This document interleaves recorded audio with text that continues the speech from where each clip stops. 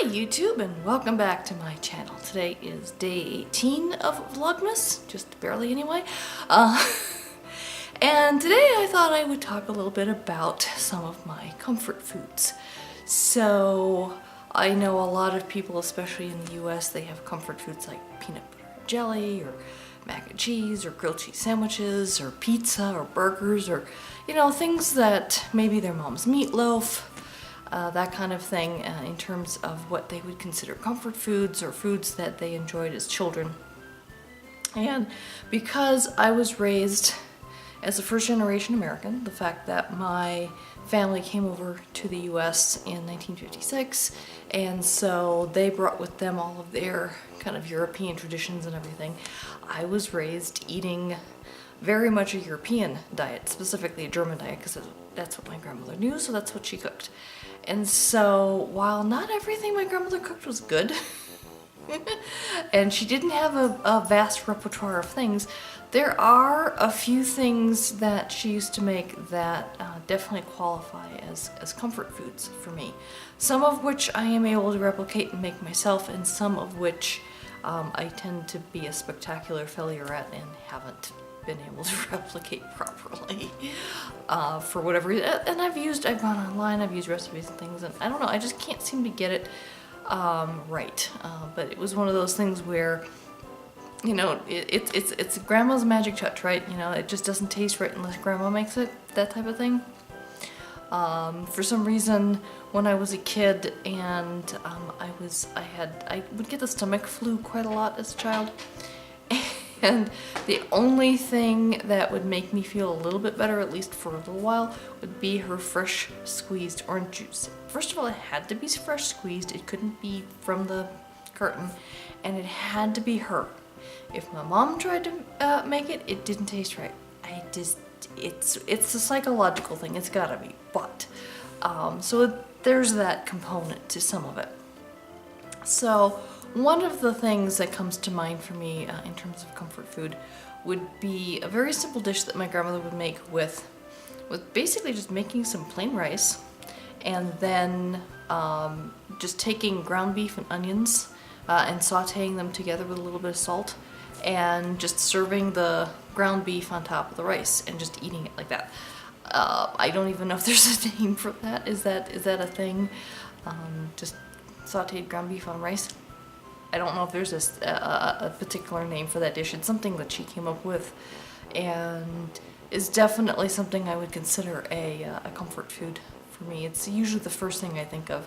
It's nice and plain, it's simple, it's easy to make, and I don't know, it just makes me, I don't know, it just gives me a good childhood vibe kind of a thing. And was one of the tastier dishes that she would make.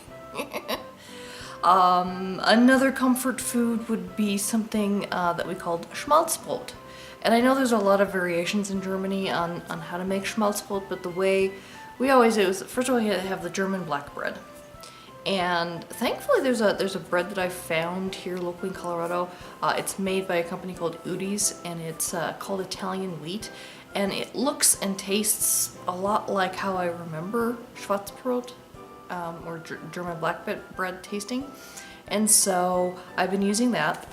And then basically when you make bacon, if you just save the bacon fat and put it in a jar and stick it in the fridge, it solidifies and becomes like a spreadable. So you just spread bacon fat on top of the bread, throw a little salt on it, and you're good to go. And that was my most common breakfast food, because my grandfather ate a lot of bacon. And every now and again I'd get a slice, but most of it was for him.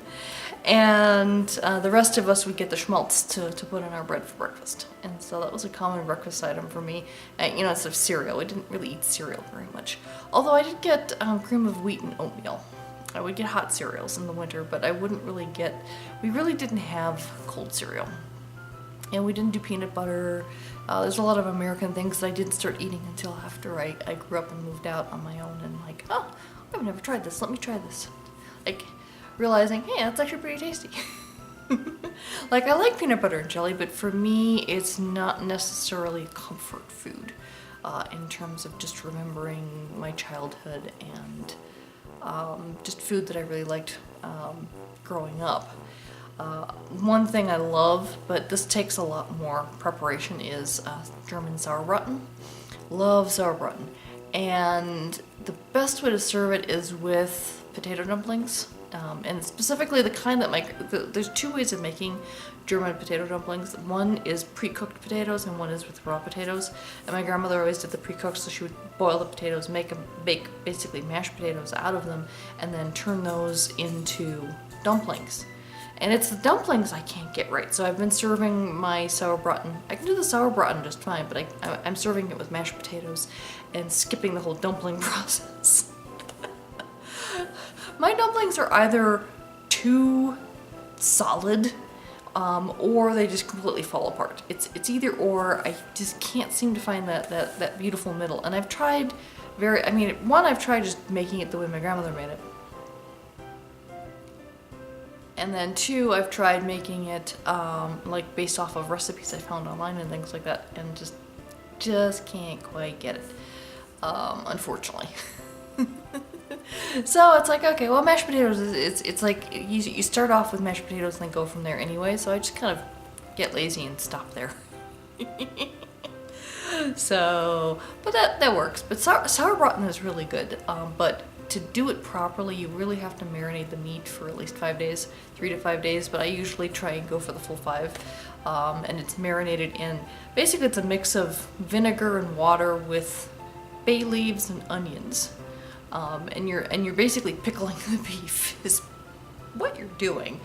And that way, I think sauerbraten came from a time when I think people were eating a lot of horse meat because they were poor and they were hungry, and or really cheap cuts of beef or cheap cuts of other types of red meat, and you soak it in the vinegar to help. It's a way of tenderizing the meat, basically, is the reason for the process. But you get this really good sour vinegar flavor, and if you like pickled foods, you would love sauerbraten. If you don't like pickled foods, I recommend against it. You either love it or hate it, from my experience with my friends and stuff. And I've made sauerbraten numerous times over the years, but I made it for my 35th birthday and I had 20 people over for my party. In fact, I was still in an apartment at the time, and so a friend of mine let me use his house for the parties so that I could use his kitchen to cook, and I had enough room for all the friends and everything else, and it was very nice of him to let me do that. But I did all the work. I cleaned everything up. It was his house. He was nice enough to let me use it. I didn't want him doing any of the work because he didn't necessarily have to, do all that. It was my party.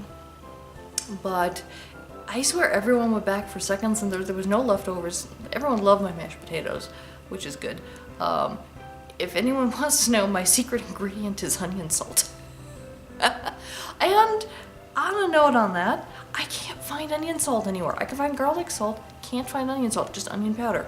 There's garlic powder and garlic salt, but you can't find onion salt anymore, at least not in any of the stores locally. I'm sure that there's probably other places where you can find it, and I can probably find it online if I need to.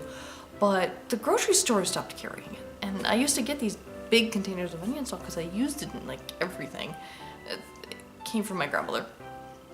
And I can't find it anymore, and that's disappointing. So there.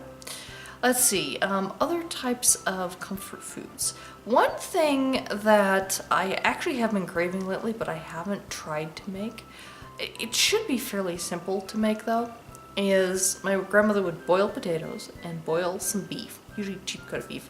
This was usually during the times when we really didn't have much money and we went as cheap as possible with the food.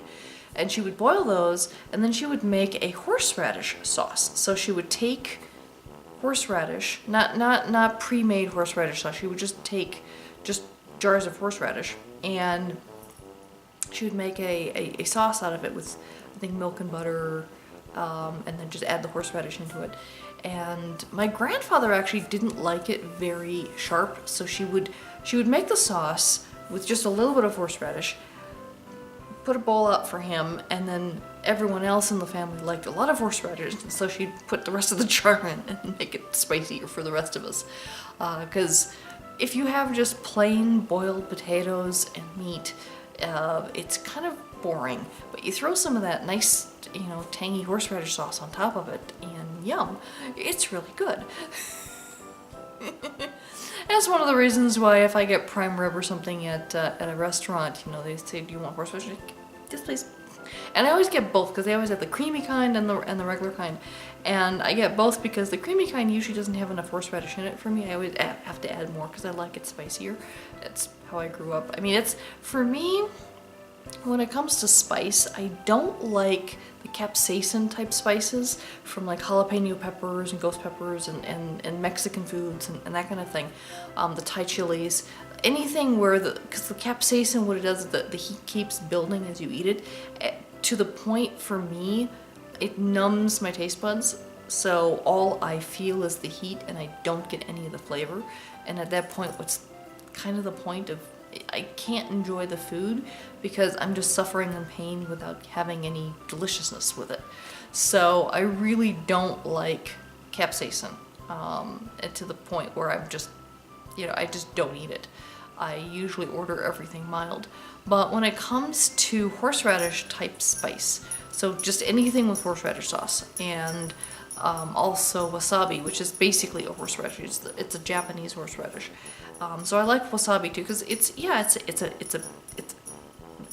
you know, it gives you a lot of heat, but it's one of those things where the heat it's there and then it's gone, and it's fine. It doesn't build. It doesn't keep building. So I can have a bite, have that heat, it goes away, and then I can have another bite, and I don't have to worry about the building up and the numbing of the taste buds. So I can take that a lot easier. So it's a different type of tolerance. And even things like black pepper and stuff. I mean, I like black pepper, and I actually do use quite a bit of black pepper. But if you put too much of it on, again, it has a similar effect like capsaicin, where it can build the heat.